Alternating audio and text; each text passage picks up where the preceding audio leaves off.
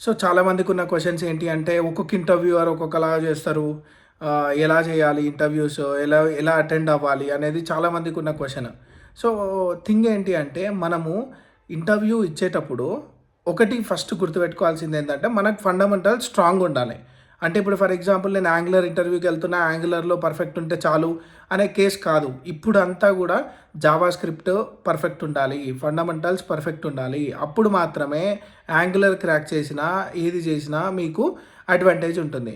నేను యాంగులర్ 100% ఇచ్చి, Java script ఒక 30% వరకే ఇస్తే that may be a rejected profile.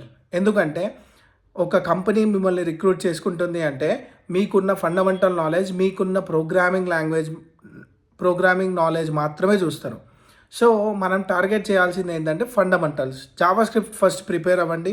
మీరు జావా స్క్రిప్ట్ స్టేజ్‌ని దాటితేనే యాంగులర్ అయినా, రియాక్ట్ అయినా ఏ ప్రొఫైల్‌కైనా సెలెక్ట్ చేసే ఛాన్స్ ఉంటుంది.